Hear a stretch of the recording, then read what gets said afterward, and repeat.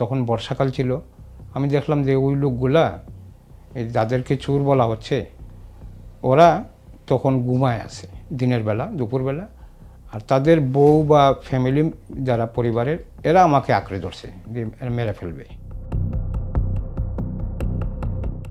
আমার কাছে যখন যে ঘটনা, পেছনের যে ঘটনাগুলো এক একটা আসলে এক এক রকম। যেমন আমি একবার এই দিরাইশাল্লা চুরের গ্রাম ওইখানে গেছিলাম।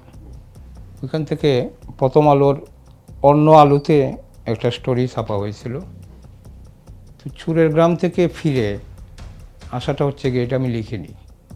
চুরের গ্রামে যখন গেছিলাম, যে গ্রামটাতে চুরেরা বসবাস করে, মূলত তাদের পক্ষে কেন তাদেরকে চোর বলা হয় এবং আসলেই কি এরা চোর, এই বিষয়গুলো তালাশ করতে করতে একটা গ্রামে চলে গেলাম। এবং তখন বর্ষাকাল ছিল। আমি দেখলাম যে ওই লোকগুলা যাদেরকে চোর বলা হচ্ছে ওরা তখন ঘুমায় আছে দিনের বেলা, দুপুরবেলা।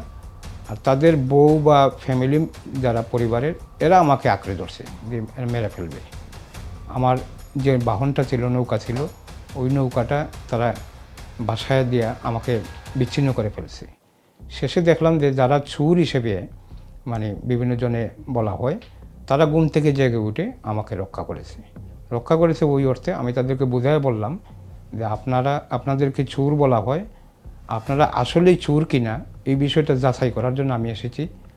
আমাকে যদি আপনারা আটকায়া ফেলেন বা আমাকে যদি এখানেই শেষ করে দেন, তাহলে কিন্তু আপনাদের জন্য বিপদ আরও বেশি হবে।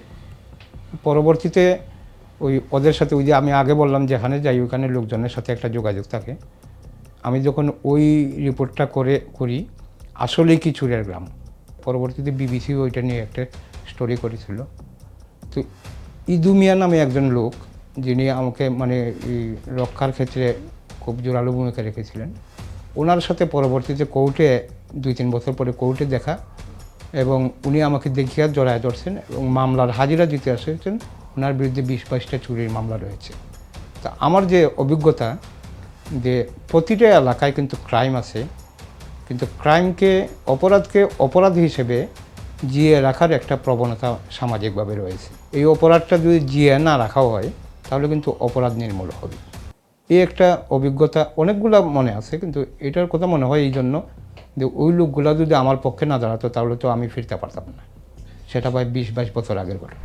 আসলে চুরের গ্রাম ছিল না। এটার যে এখানে একটা ভোটের রাজনীতির একটা প্রভাব ছিল। 2জন এমপি, প্রয়াত সুরঞ্জিত সেনগুপ্ত এবং এখন নাসির চৌধুরী, এই বর্তমান এমপি, ওই 2জনের ভোটের রাজনীতির কারণে 7টা গ্রামকে ওইভাবে অপবাদ দিয়ে রাখা হতো, যাতে এরা দল বেঁধে একজন কখনো সুরঞ্জিত সেন, কখনো নাসির চৌধুরী, দুই পক্ষে ভোট দিত। তো ভোটের রাজনীতির কারণে তাদেরকে আলাদাভাবে চিহ্নিত করে রাখা হয়েছে। তারা স্বীকৃত চোর, এইরকম তো কেউ তো আর চোর হিসেবে তো থাকে না। তো মূল যে ভিত্তিটা ছিল সেটা কোনো এক ভোটার তালিকায় পেশা চোর এইরকম একজনের নাম লেখা ছিল, কিন্তু সেই নথি পাওয়া যায়নি। চুরের গ্রাম স্বঘোষিতভাবে স্বীকৃত ওইভাবে হয়েছে। আমি ওই যে আসলে কি চুরের গ্রাম, তখন আমি ওই রিপোর্টে কিন্তু ওই বিষয়টা আনছিলাম, ওই লোকগুলার অবস্থান, এবং তারা ভালো হওয়ার সুযোগ চায়, অপবাদ থেকে মুক্তি পেতে চায়। এখনকার বাস্তবতা হচ্ছে কি আগের চাইতে এই দৃষ্টিভঙ্গিটা অনেক কমেছে এবং তাদের বিভিন্ন পেশায় পরিচিতি লাভ করেছে।